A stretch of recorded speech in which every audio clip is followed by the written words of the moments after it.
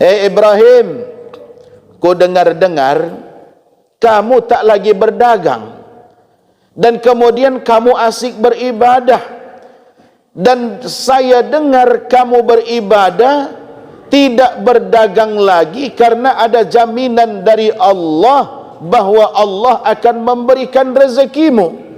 Benar kata Ibrahim bin Adham. Kenapa kamu mengatakan seperti itu? Karena saya melihat ada seekor burung.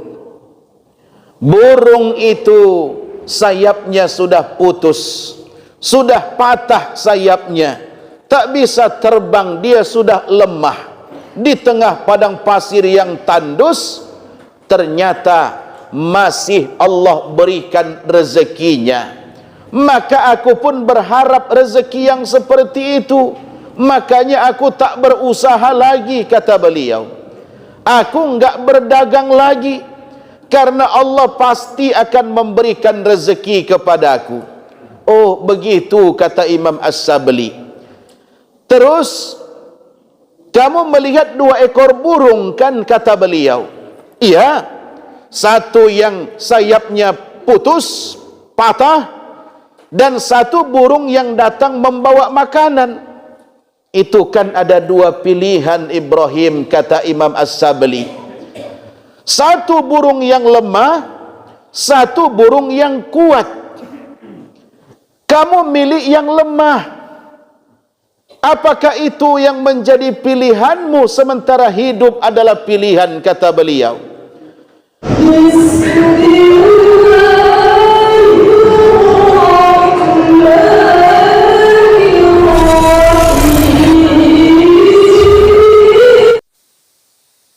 Assalamualaikum warahmatullahi wabarakatuh. Waalaikumsalam warahmatullahi wabarakatuh. Alhamdulillahi rabbil alamin, wa bihi nasta'in ala umurid dunya waddin. Ashhadu an la ilaha illallah wa ashhadu anna Muhammadan abduhu wa rasuluh. Allahumma salli wa sallim ala sayyidina Muhammad wa ala ali sayyidina Muhammad, amma ba'd.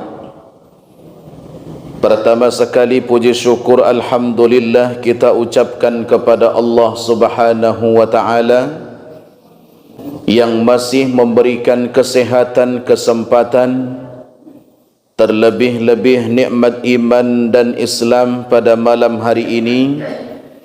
Kita bisa kembali duduk bersama bersilaturrahim di tempat yang sangat mulia ini. Mudah-mudahan kita juga mendapatkan kemuliaan dari Allah Subhanahu wa taala. Salawat dan salam kepada Nabi kita Muhammad sallallahu alaihi wasallam selaku syafaat beliau yang sangat kita harap-harapkan di hari kemudian. Allahumma salli wa sallim ala sayyidina Muhammad wa ala ali sayyidina Muhammad. Bapak-bapak, ibu-ibu, jamaah sekalian yang dirahmati oleh Allah Subhanahu wa taala, pada kesempatan kali ini saya akan menyampaikan ini perkataan dari seorang ulama, seorang ahli sufi yang bernama Ibrahim ibnu Adham. Ibrahim bin Adham ini merupakan seorang ulama yang sangat terkenal, seorang ahli sufi, ulama tasawuf yang sangat zuhud. Apa maksudnya sangat zuhud? Beliau hanya mengambil seperlunya saja dalam urusan dunia. Karena beliau ini pada dasarnya seorang raja yang penuh dengan kekayaan. Tapi walaupun penuh dengan kekayaan, kekayaan itu tidak digunakan untuk semerta-merta mengikuti hawa nafsunya. Tapi dia hanya mengambil sedikit.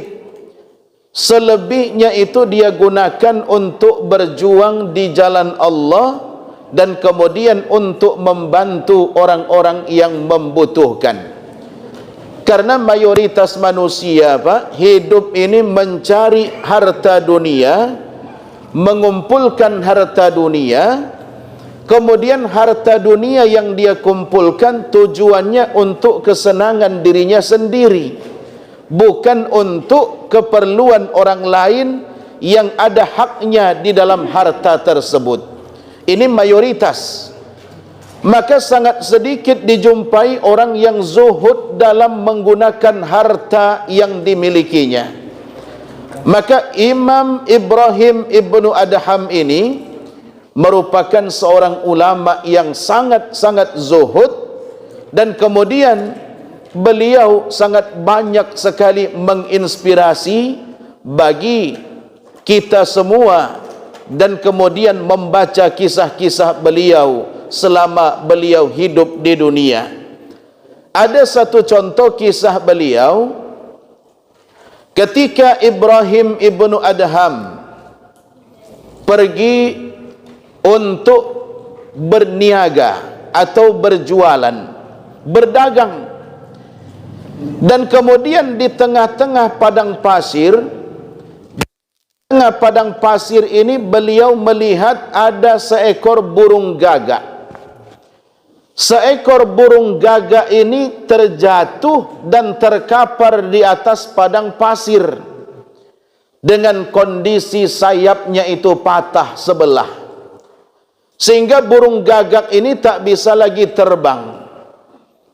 Dan kemudian Ibrahim ibnu Adham berpikir, ini burung gagak mempunyai luka di sayapnya, tidak bisa pergi kemanapun, dan kemudian sekarang berada di tengah-tengah padang pasir.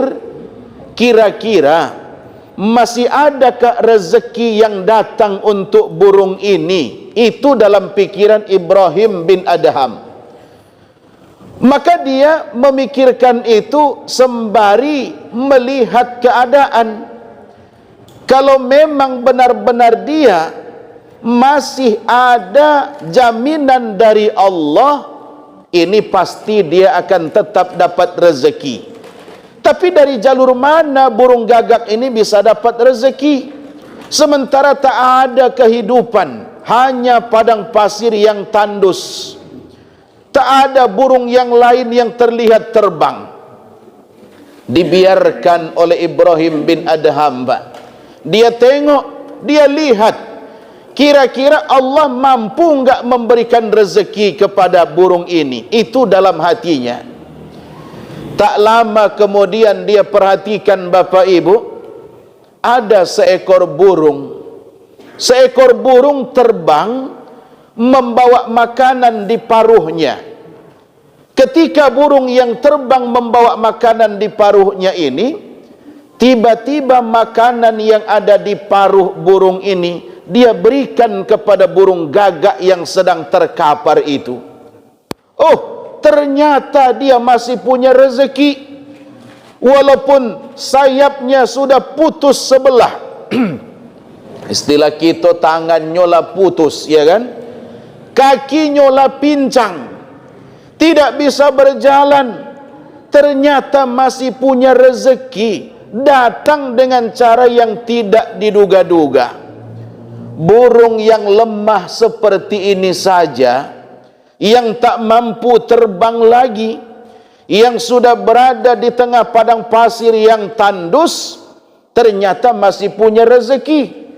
Kalau begitu besok aku enggak usah dagang, kata dia, Pak.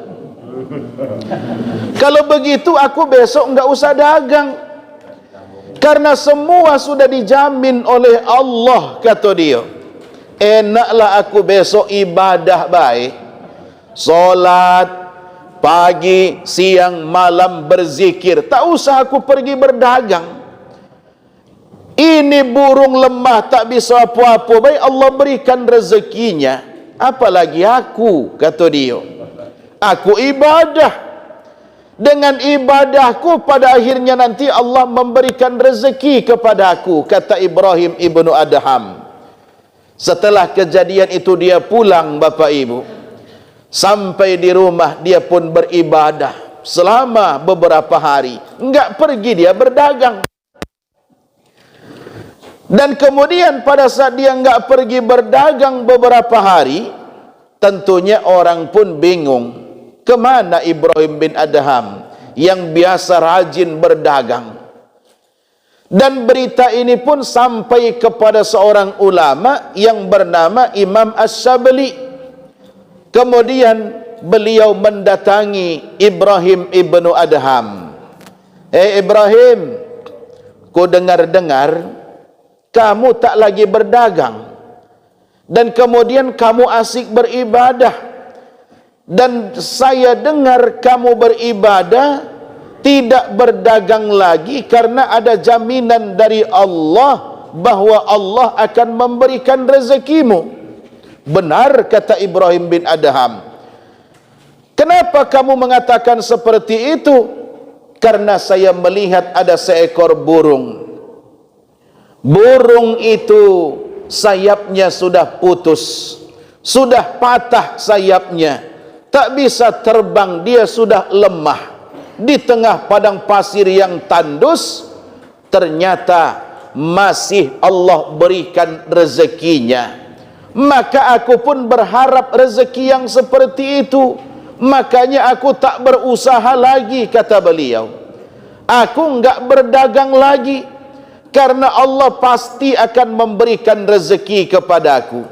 Oh begitu, kata Imam Asy-Syabli. Terus, kamu melihat 2 ekor burung kan, kata beliau. Iya, satu yang sayapnya putus, patah, dan satu burung yang datang membawa makanan. Itu kan ada 2 pilihan Ibrahim, kata Imam Asy-Syabli. Satu burung yang lemah, satu burung yang kuat. Kamu milih yang lemah. Apakah itu yang menjadi pilihanmu sementara hidup adalah pilihan, kata beliau. Kalau hidup adalah pilihan, jangan pilih menjadi orang yang lemah. Terus bagaimana? Pilihlah seperti burung yang terbang membawa makanan itu.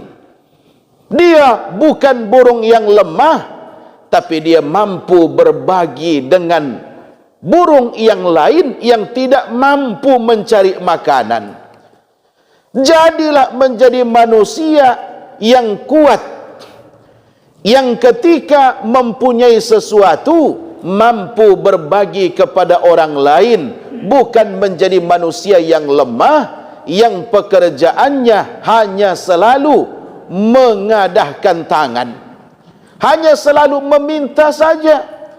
Tapi berpikirlah bagaimana cara menjadi orang yang selalu tangan di atas, bukan tangan di bawah.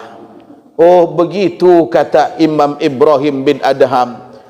Kalau begitu enaklah aku jadi burung yang kuat itu, daripada aku jadi yang lemah yang selalu mengharapkan, tapi menjadi seseorang yang selalu memberikan.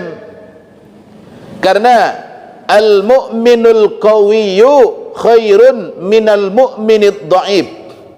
Seorang yang beriman, yang punya kekuatan, itu lebih baik daripada orang yang beriman tapi lemah, tak punya kekuatan apapun.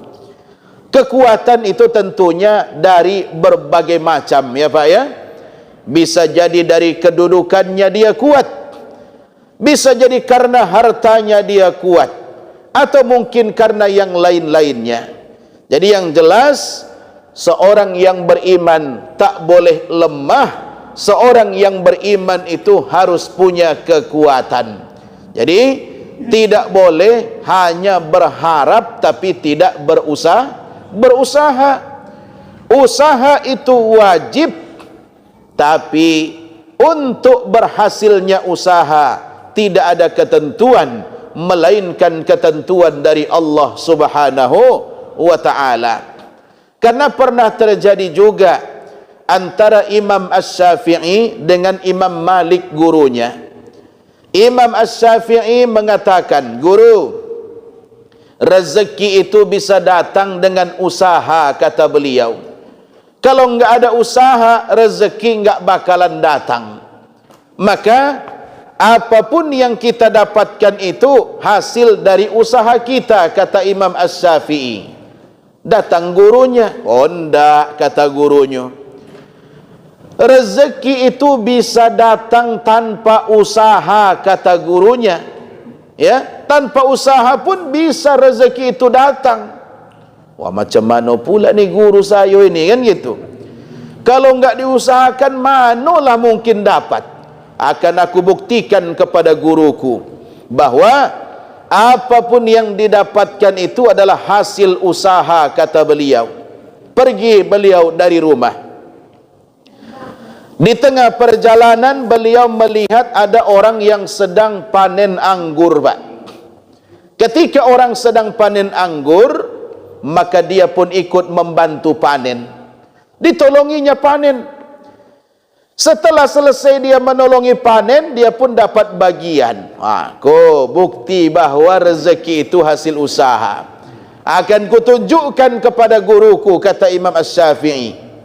Dia bawa anggur yang dia dapat dari manen itu tadi ke depan gurunya. Guru, lihat ini inilah rezeki yang datang dari hasil usaha itu, guru, kata beliau kepada gurunya. Maka gurunya dengan senyum, Imam Malik senyum-senyum, Pak. Setelah anggur itu didekatkan, ditunjukkan kepada gurunya, kemudian gurunya Imam Malik langsung mengambil anggur itu. Dia makan. Kamu usaha kan? Saya sebut rezeki itu datang tanpa usaha. Buktinya aku duduk di sini, tidak ada usaha apapun, anggur datang. Ya kan? Anggur datang. Kau bawa anggur itu ke sini tanpa usaha saya. Mikir juga Imam Asy-Syafi'i juga, ya tak kan gitu. Nah, ini menunjukkan beda level, Pak, ya. Nah, beda level, ya. Ya, kalau level masih seperti kita ini, ya masih tetap wajib untuk berusaha. Ya, kalau levelnya sudah wali Allah, ya mungkinlah rezeki itu Allah berikan mengalir begitu saja. Ya, kalau kita masih tingkatan kuali, ya bukan wali Allah, ya kan? Nah, jadi Bapak Ibu hadirin sekalian, itu sepenggal cerita yang mengajarkan kepada kita semua bahwa apapun yang kita dapat itu merupakan hasil usaha, sekaligus sudah ditetapkan oleh Allah. Karena ada juga yang berusaha mati-matian tapi enggak dapat apa yang dia inginkan, karena memang enggak ada ketentuan dari Allah Subhanahu wa taala. Nah, di sini yang akan kita bahas adalah perkataan Imam Ibrahim bin Adham ketika beliau mendatangi salah satu pasar di kota Basrah. Maka berkumpullah masyarakat yang ada di pasar tersebut. Kemudian mereka bertanya kepada Imam Ibrahim bin Adham. Apa kata mereka? Ya Aba Ishaq. Ini Imam Ibrahim bin Adham mereka panggil dengan panggilan Aba Ishaq. Wahai Abu Ishaq, ayah Ishaq. Ini biasanya dalam bahasa Arab ini disebut dengan kunyah. Apa itu kunyah? Kunyah adalah nama yang dipangkali dengan panggilan ayah atau ibu. Samalah dengan kita, Pak. Kalau kita belum punya anak, masih muda, orang yang tua-tua memanggil nama kita lah. Kalau kita sudah punya anak yang seumuran kita, ataupun mungkin siapapun yang jadi tetangga kita, yang tak enak lagi manggil nama kita, maka dipanggillah kita dengan nama panggilan anak kita. Oi, ayah Sianu. Ya kan? Mak Sianu. Nah, inilah yang disebut dengan bahasa kunyah dalam bahasa Arab. Memanggil sesuai dengan nama anaknya. Biasanya ini anak pertama ini. Ya. Makanya dalam istilah orang Medan ada namanya boru pangguaran, bayo pangguaran. Ada anak laki-laki yang menjadi nama untuk orang tuanya. Itulah yang menjadi nama panggilan untuk orang tuanya, baik itu laki-laki ataupun perempuan. Nah, ini disebut kunyah dalam istilah bahasa Arab. Apa kata orang-orang Basra? Qala Allah Ta'ala fi kitabihi ud'uni astajib lakum. Allah sudah berfirman dalam Al-Quran, ud'uni astajib lakum. Mintalah kamu kepada aku, berdoalah kamu kepada aku, astajib lakum, pasti akan aku kabulkan, kata Allah. Wa nahnu muzdahirun nad'u fala yustajabu lana. Dan kami sudah tiap hari, enggak pernah kami berhenti berdoa, tapi kenapa doa kami enggak pernah dikabulkan Allah, kata mereka. Ya, tiap hari kami berdoa, minta kepada Allah, tapi kenapa doa kami enggak dikabulkan? Padahal semua doa itu insya Allah dikabulkan Allah. Semua doa yang kita minta kepada Allah, insya Allah semuanya dikabulkan, Pak. Enggak dikabulkan di dunia, mungkin nanti dikabulkan di akhirat. Allah mengabulkan itu bukan sesuai permintaan kita, tapi Allah mengabulkan itu sesuai dengan kebutuhan kita. Ya, kalau umpama Pak Haji Muhsin ya minta, ya Allah aku minta pesawat, kata beliau. Tu apa pesawat, ya kan itu? Ya, ndak butuh kamu pesawat. Akhirnya enggak Allah berikan di dunia itu, karena enggak butuh. Sesuatu yang tidak menjadi kebutuhan kita enggak akan Allah berikan. Ya, tapi mana yang menjadi kebutuhan itu yang akan cepat Allah kabulkan, dengan syarat ketika berdoa wa antum muqinuna bil ijabah. Kamu harus yakin kalau doamu itu dikabulkan Allah. Kalau berdoa harus yakin doanya dikabulkan Allah. Karena banyak orang yang berdoa, Bapak Ibu, tapi ragu dengan doanya. Kira-kira Allah kabulkan enggak ya doa saya itu? Nah, ragu. Bahkan di dalam penjelasan yang ada beberapa doa yang tidak dikabulkan. Contohnya, ya Allah, berikanlah aku ini dan ini jika engkau mau. Di ujungnya dia buat jika engkau. Ya, kalau aku enggak mau, kata Allah, kan itu. Ya, kalau aku enggak mau, ya apa boleh buat, ya kan? Ya, karena kan kalimatnya jika engkau mau. Ampuni dosaku ya Allah jika engkau mau. Mana ada doa model itu? Kalau doa ya sesuatu yang memang jelas, kemudian kita paham dengan apa yang kita sebutkan. Jadi doa memang yang paling utama menggunakan bahasa Arab. Tapi apapun yang kita doakan tentunya kita harus tahu apa isi doa kita. Ya, jangan kita berdoa panjang lebar, tapi isi doanya kita enggak tahu minta apa, Pak. Minta apa tadi doanya? Entahlah, yang penting doa yang biasa dipakai orang, itulah yang saya pakai.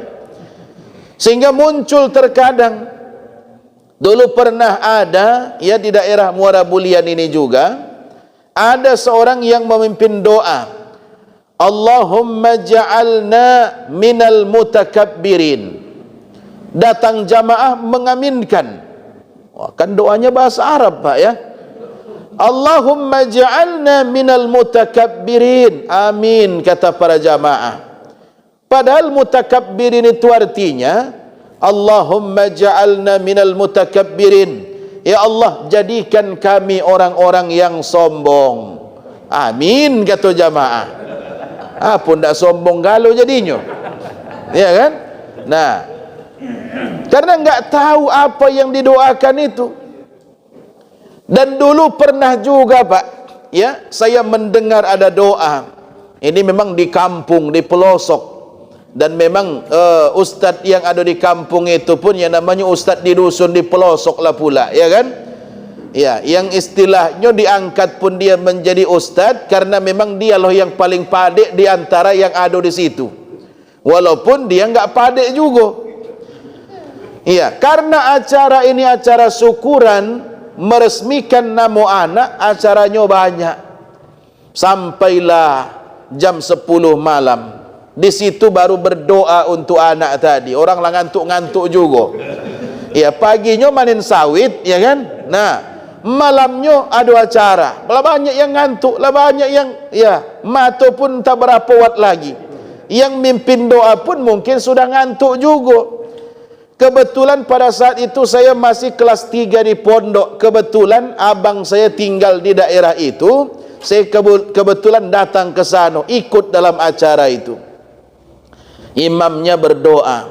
Ya, awalnya semuanya bagus, lancar. Tapi ada satu doa yang membuat telinga saya sakit. Ya Allah ya Tuhanku, pakai bahasa Indonesia pula, Pak. Ya, turunkanlah azab kepada anak ini ya Allah. Muncul kalimat turunkanlah azab kepada anak kami ya Allah dengan bahasa yang enggak begitu jelas terdengar, ya. Amin kata jamaah. Ya, namulah ngantuk-ngantuk, ya kan? Jadi terkadang ya apa yang kita doakan itu ya tidak dikabulkan oleh Allah karena kita sendiri pun enggak tahu apa makna yang kita doakan. Makanya Bapak Ibu, yang paling utama berdoa menggunakan bahasa Arab, apalagi doa yang warid, doa yang datang dari Nabi kita Muhammad sallallahu alaihi wasallam, yang maksur dari Nabi. Itu yang paling bagus untuk didoakan.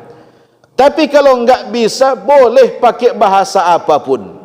Mau bahasa Indonesia silahkan. Bahasa Jambi Ustaz boleh. Saya orang Jawa Ustaz boleh. Boleh. Saya orang Bugis boleh. Boleh. Bahasa apapun boleh. Yang penting kita paham. Karena seluruh bahasa itu pun Allah yang menciptakannya. Ya. Jadi boleh pakai bahasa apapun. Jadi orang Basra ini bertanya, kenapa doa kami enggak dikabulkan padahal tiap hari kami berdoa? Maka Ibrahim bin Adham pun menjawab, ya ahlal Basrah, wahai penduduk Basrah, matat qulubukum, hati kamu mati, kata beliau, fi asrati asya, dikarenakan 10 macam. Kaifa yustajabu du'aukum, maka bagaimana doa-doa kamu dikabulkan oleh Allah? Hati kamu sudah mati ketika kamu berdoa. Walaupun banyak doamu enggak akan dikabulkan Allah. Karena ketika kamu berdoa, hatimu itu sudah mati, kata beliau. Apa yang menyebabkan hati kamu mati? Nih ada 10 kata Ibrahim bin Adham. Apa yang 10 penyebab hati seseorang menjadi mati dan penyebab doa tidak dikabulkan? Yang pertama, araftumullaha ta'ala walam tu'tuhu haqqahu. Kamu mengenal Allah, kata beliau. Kamu tahu siapa itu Allah. Walam tu'tuhu haqqahu, tapi kamu tidak memberikan hak yang semestinya kamu berikan kepada Allah. Kamu tahu la ilaha illallah, tidak ada Tuhan selain. Kalau orang Islam ditanya, siapa Tuhanmu? Allah. Coba ucapkan 2 kalimat syahadat, asyhadu an la ilaha illallah wa ashhadu anna Muhammadar Rasulullah. Tahu dia. Solat dah kamu? Enggak katanya. Ya kan? Walam tu'tuhu haqqahu. Kamu tidak memberikan hak untuk Allah. Kamu punya kebun sawit? Punya. Kau bayar tak zakatnya? Enggak. Ya. Apapun yang menjadi hak Allah tidak dia tunaikan. Ketika bulan puasa Ramadan datang, orang saat itu berpuasa, kamu puasa enggak? Enggak juga. Ngapo ado gawe? Berat gawenya. Jadi enggak bisa berpuasa. Semua hak yang kepada Allah, beribadah kepada Allah enggak ditunaikan. Kenal, tahu dia siapa itu Allah.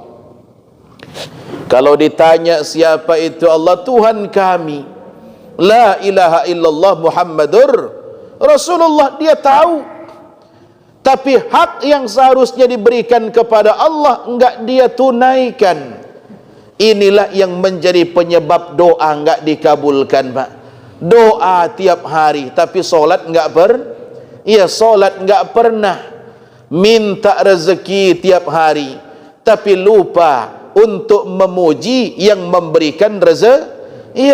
Lupa memuji yang memberikan rezeki. Rezekinya diminta tiap hari, tapi hak yang harus ditunaikan tak pernah diberikan. Ini yang pertama yang menjadi penyebab doa tidak dikabulkan. Ya, tentunya ketika seseorang sudah tak memberikan hak kepada Allah, banyak dosa yang dia lakukan dan terkadang sedikit istighfarnya. Ya, coba sehari semalam kira-kira Bu, berapa kali ibu istighfar sehari semalam? Nabi kita Muhammad yang sudah dijamin masuk surga, yang sudah dijamin tak ada dosanya, setiap hari tidak kurang beliau istighfar sebanyak 70 kali. Enggak kurang dari 70 kali. Ada riwayat yang mengatakan 100 kali enggak kurang istighfar beliau. Sementara kita yang enggak ada jaminan apapun, sehari semalam kira-kira berapa kali istighfarnya Bu? Ada Bu 100 kali tiap hari Bu? Kalau kita ikut solat berjamaah Pak, biasanya ketika solat berjamaah istighfarnya satu waktu solat berapa kali? 3 kali, ya kan? 3 kali 5 15. Itu pun kalau ikut 5-5-nya cuma 15. Makanya yang enggak pernah ikut yang solat berjamaah, enggak pernah dengar imam baca istighfar, terkadang waktu akad nikah kewalahan. Ya, pernah ada Pak, ya, di batang hari inilah, ya, ketika mengucapkan istighfar disuruh oleh walinya ataupun kuaketnya, dia baca apa? Mungkin pada saat itu dia ingat dengan nama kue Pak, sehingga muncul kalimat nastarfirullah, ya, nastarfirullahal azim. Nah, sudah diajarin pun tetap juga nastarfirullah. Mungkin dia sangat suka dengan kue nastar. Sehingga terbawa-bawa ketika mengucapkan istighfar. Nah, ini terkadang karena jarangnya lah mengucapkan kalimat istighfar itu. Kemudian yang kedua Bapak Ibu, wasani qara'tumul Qur'an walam ta'malu bihi. Kamu baca Quran, kata Imam Ibrahim bin Adham, tiap hari kamu baca Quran, walam ta'malu bihi, tapi apa yang ada di dalam Al-Quran itu enggak pernah kamu amalkan. Baca Quran tiap hari, tiap malam Jumat baca Yasin, tapi enggak pernah melihat apa makna surah Yasin itu. Kira-kira ada kelompok Yasin kita yang ya membaca makna surah Yasin itu Pak? Ada tak? Dipikirkan, ditadabburkan maknanya, pernah enggak? Ya, paling kita datang yasinan, ya yasinan lah, ya kan? Bahkan ketika yasinan itu pun dari 40 orang yang hadir, itu yang jelas bacaannya paling 10 orang sudah banyak niat itu, ya. Selebihnya itu hanya duduk nunggu, ya, dipersilahkan oleh tuan rumah hidangan malam, ya kan? Nah, dan pada saat kita yasinan itu lebih banyaklah yang ngantuk di situ, nunduklah kepalanya, tapi lah tertidur itu. Kapan dia segar lagi? Ketika tahlilan sudah selesai, segar kembali, ya. Itu mayoritas. Nah, makanya ketika kamu baca Quran tidak mengamalkan apa yang kamu baca, ini juga bisa menjadi penyebab doa-doa kita tidak dikabulkan oleh Allah Subhanahu wa taala.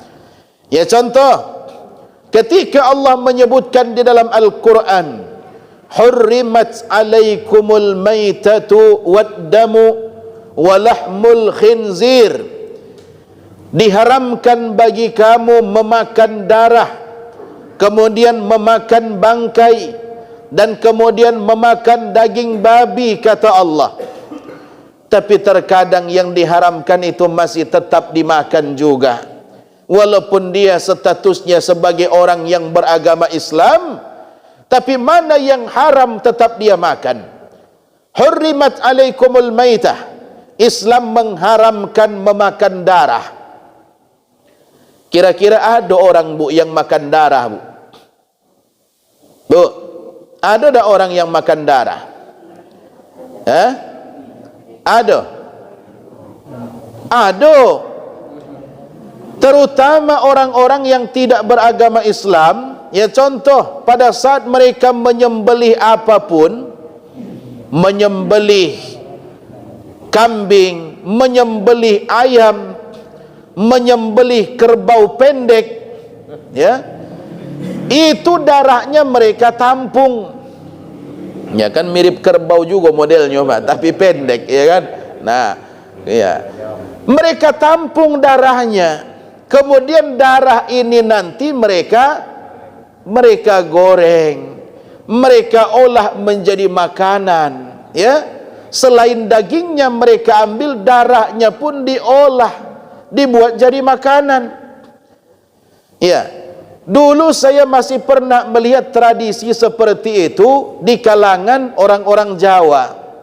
Ya, menyembelih ayam, kemudian darahnya ditampung, digoreng, Pak. Ya, setelah digoreng dan kemudian digoreng itu berubahlah dia modelnya seperti hati, dan itulah yang dimakan, dibumbuin, ya kan, dikasih garam, dikasih masako penyedap rasa. Nah, itu dimakan, dibuat jadi lauk. Nah, yang seperti ini dalam Islam hukumnya adalah haram. Tidak diperbolehkan dalam Islam memakan darah. Kemudian memakan bangkai. Apa itu bangkai? Ya, Pak, apa itu bangkai?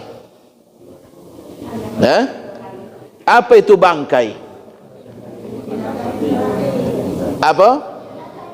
Binatang yang sudah. Apakah semua binatang yang sudah mati itu bangkai? Yang dijual di warung itu, yang sudah disambal, digoreng, itu bangkai enggak? Itulah mati juga itu. Ya. Hewan yang mati tanpa disembelih menurut syariat Islam, itulah namanya bangkai.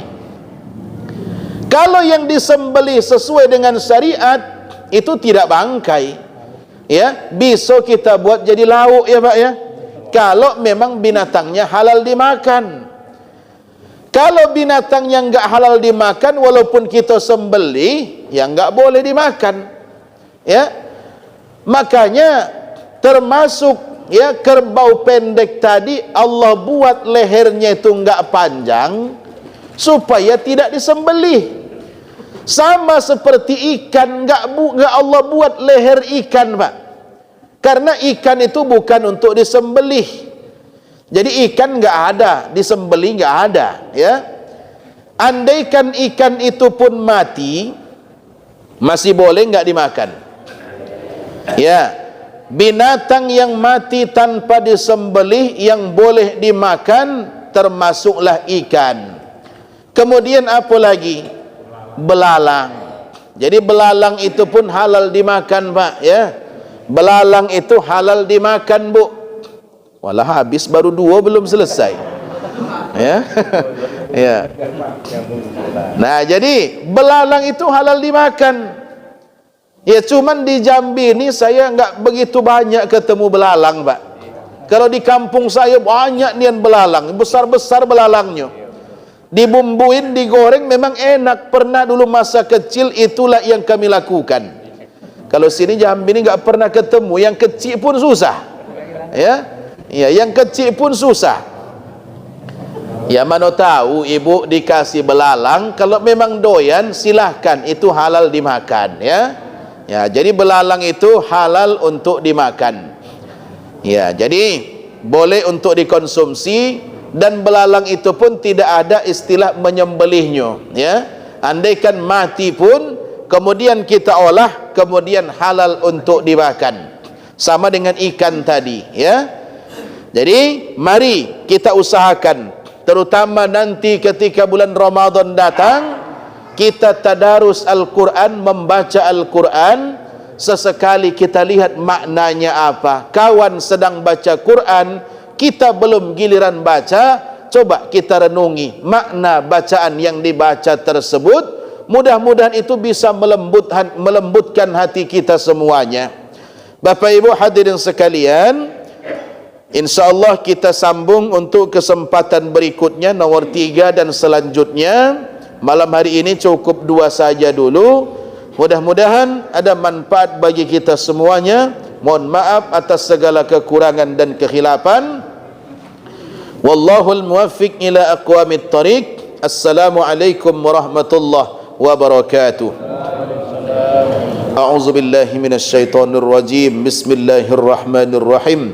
Alhamdulillahi rabbil alamin, wassalatu wassalamu ala asrafil anbiya'i wal mursalin wa ala alihi wa ashabihi ajma'in. Allahumma fakkihna fid din, Allahumma fakkihna fid din wa 'allimna at-ta'wila bi rahmatika ya arhamar rahimin. Rabbana atina fid dunya hasanah wa fil akhirati hasanah wa qina azaban nar. Wa sallallahu wa sallam alaihi walhamdulillahi rabbil alamin. Taqabbalallahu minkum